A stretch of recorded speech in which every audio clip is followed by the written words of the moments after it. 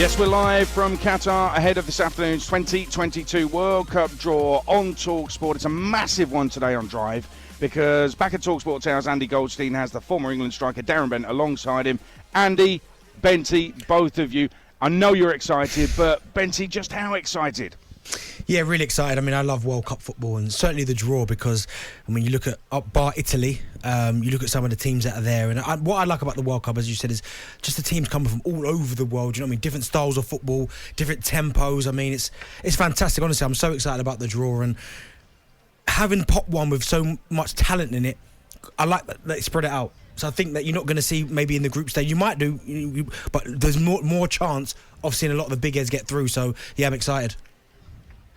I should think you are as well. You excited? I mean, I am. I'm sorry, and I'm excited. I really am. Look, it would obviously no Ireland in there this time round, but I'm excited for everybody. There's a lot of good teams in there, as Darren just said, and even in pots 2 and 3, there's still some very dangerous opponents. So look, yes, whilst you avoid the big guns, of course, England avoid the likes of Argentina and the Belgium, Brazil, France, Portugal, Spain. They avoid them.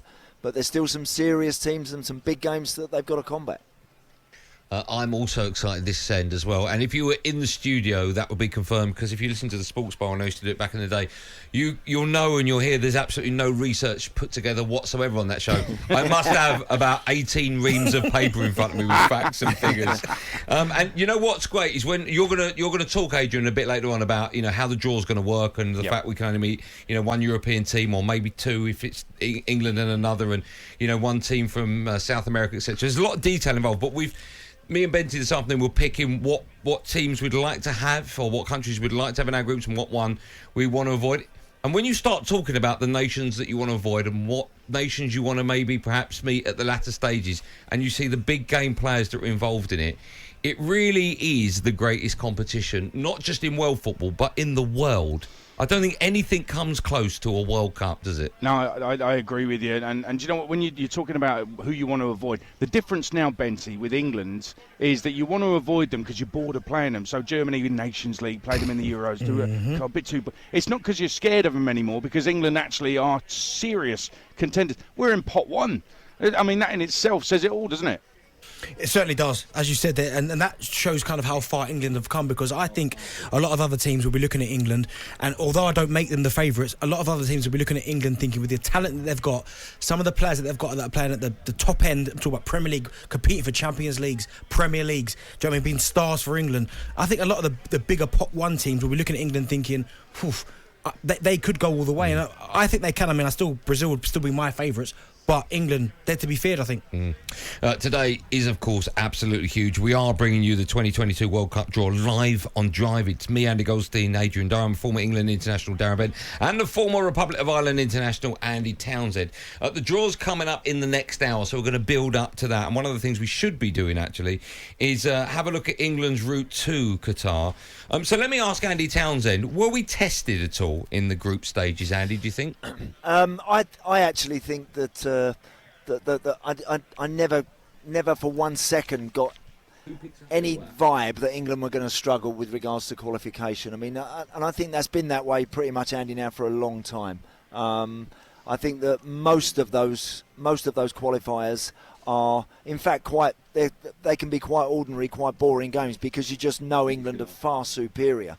So I don't think they ever get tested enough in qualifying as much as probably what they would like, and as much as what would perhaps then stand them in good stead when the tournament comes round. But in the main, I thought qualifying was a breeze for them. Andy, I've got to take issue with you there. Do you not remember the last game England played? It was only 10-0 away to San Marino. Correct. Come on. Yeah, like those sort of games, really. And that's for another day. That's a different debate about those that are in these, whether they should be pre-qualifying. We all know that's the way it should be. But look, that's all you can do is knock over what's in front of you, and England have done that pretty emphatically. Andy, and you said that about the qualifying. I get that, the route to Qatar, because you look at it, I mean, 10-0, 5-0 in there. Do you think maybe that's sometimes why? And the argument is they've got to a semi-final of semi-finals of a World Cup and a finals of a Euros. That maybe in qualifying they're not really tested. So when they get to the major tournaments, maybe when they come up against the better nations, they struggle a little bit. I think there's something in that, Darren. There is. And again, but look, nowadays this competition is very much about keeping the best teams apart, making sure that they don't play each other, and too many of them are knocking each other out to spoil the event itself. So look, it's just something that you have to live with now, and I think England have certainly developed over the last couple of tournaments in that respect, in terms of their big game mentality and in terms of the way they get through some of those serious games. There's no doubt they're in a position now. I agree with you. I think they're very much amongst the favourites to win the thing outright. I really do. Hey, let me ask you, listen, England have got to World Cups before with, you could argue, far better squads than the one we've got now, player for player. I'm talking about the golden generation. Do you think other nations now, looking at how England qualified and England when we play, do you think they'll be more worried than ever before about us in this World Cup? Yeah, that's a great point, because we were looking at it earlier and sorting out, what will be great, what will be a great group, what wouldn't be a great group, what will be tricky, etc. And it was like, hang on a moment, light bulb moment.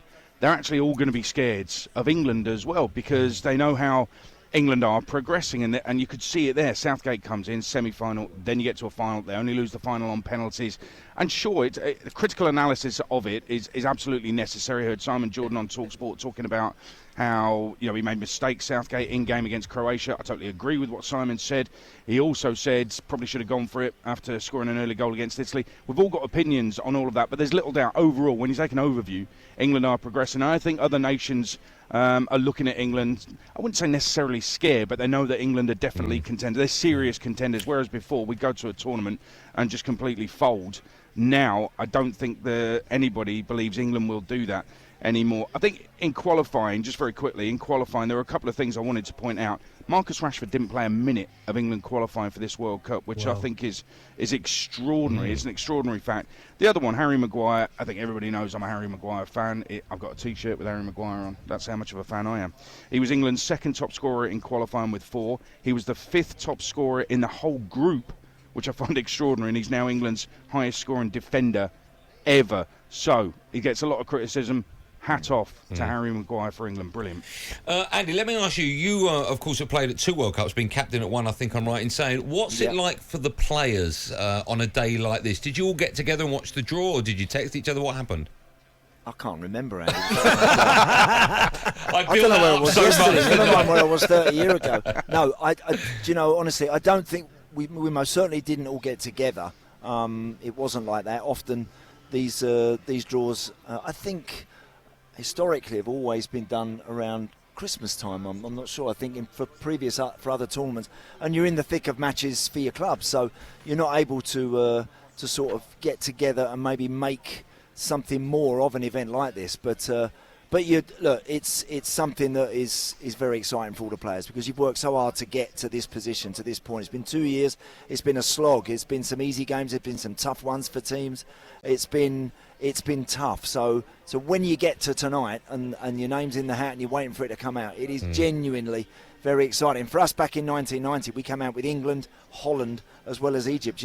It was the group of death in 1990. It was a very tough group.